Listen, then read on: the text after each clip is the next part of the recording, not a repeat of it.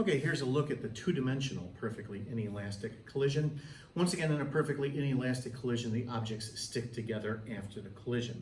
Like we did for the two-dimensional explosion problem, for this case, for the two-dimensional perfectly inelastic collision, we'll take a look at a situation involving just a right triangle and nothing more than that.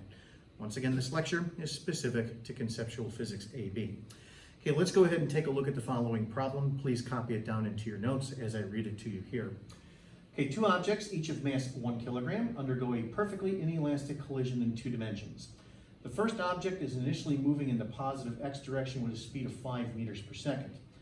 The second object moves at 12 meters per second, but at an angle of 90 degrees with respect to the first. The two objects collide and stick together. We're asked to find the final speed of the two objects once they have stuck together. Okay, now the diagram initially associated with this problem looks something like this. Okay, so right here is the first object of mass m with an initial velocity along the positive x-axis. The magnitude of that velocity vector is given to us as 5 meters per second. Now, before I go any further, let's go ahead and write down the momentum vector associated with this object. We're going to call it P1 naught. It's equal to m times V1 naught. I'm actually going to go ahead and calculate it here as well for purposes of this problem. Keep in mind that the mass m is given to us as 1 kilogram, so 1 times 5 is 5 kilogram meter per second, like so. Okay, and then the second object is moving along, we'll say the positive y-axis, but with a speed of 12 meters per second prior to the collision. Here's the easiest way to picture this. Right here's the x-axis, right here's the y-axis, and then right here, for example, is the object of mass m equal to 1 kilogram again, and this velocity vector here has a magnitude we'll call V2 naught. This is given to us as 12 meters per second. Think of this right here as the initial momentum vector now of this second object. We'll call it P2 naught. I'm going to go ahead and calculate it. It's m times V2 naught. So this is 1 kilogram times 12 meters per second. This is 12 kilogram meter per second, like so. So basically on this diagram, right here is where the collision is going to happen, and the two objects will then stick together after the collision. So then therefore the situation will look something like this. Like so, and then therefore the objects will collide into probably the first quadrant on this diagram. So then therefore we'll picture that like so. Okay, right here are the two objects now stuck together, moving in this direction with a final speed v final. This is the unknown that we're asked to find in the problem, and we have the two objects stuck together like so. Okay, once again, like I did for the other momentum vectors, let's go ahead and write the final momentum vector in the following way. We'll call it P final. This is equal to 2m times v final, like so, where the mass m, once again, is 1 kilogram. Okay, now how do we set this up using conservation of momentum? The easiest way to do so is in the following manner.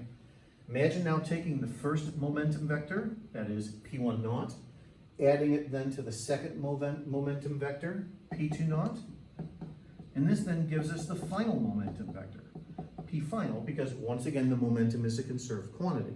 So all of the motion, if you will, before the collision is equal to all of the motion after the collision. So just using the tail-to-tip method of vector addition, let's go ahead now and add the two initial momentum vectors together to get the final momentum vector. When we do, we'll just form a right triangle. So that then looks like this. Okay, so first of all, P1 naught, which is like so. Keep in mind that its magnitude is given to us, or we calculated it rather, as 5 kilogram meter per second. And then we're going to add to that right here P2 naught, like so. This forms a right angle. And then therefore right here is the resultant, right here is the P final vector, like so. So we'll just use a little bit of Pythagorean theorem here to figure out what P final is as a number. And then after that, we'll go ahead and divide out by 2m in order to find the final speed V final. That's the remainder of the problem. Okay, so just doing a little bit of Pythagorean theorem.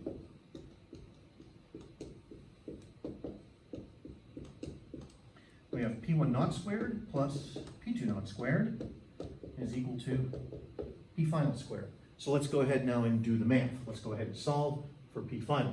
So this right here is 5 squared plus 12 squared, and then we'll take the square root in order to get P final.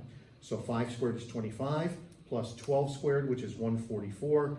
Take the square root of all of that, and we end up with 13. So P final is equal to 13 kilogram meter per second. Those of you that have a little bit of geometry under your belts already, you may recognize this as a 5, 12, 13 right triangle. So I'm keeping the situation as mathematically as simple as possible for this two-dimensional case. Okay, now that we know what P final is equal to as a number, then what we'll do is jump back up to here and set it equal to 2m times V final. So let's go ahead and do that like so. And now we'll just take this number here and divide it by 2 times 1 kilogram to get the final speed V final. So 13 divided by 2 ultimately ends up being 6.5. So V final, that magnitude, is 6.5 meters per second. So like I did earlier in the two-dimensional explosion problem, for this example involving a two-dimensional perfectly inelastic collision, we're just setting it up as a right triangle situation and nothing more than that.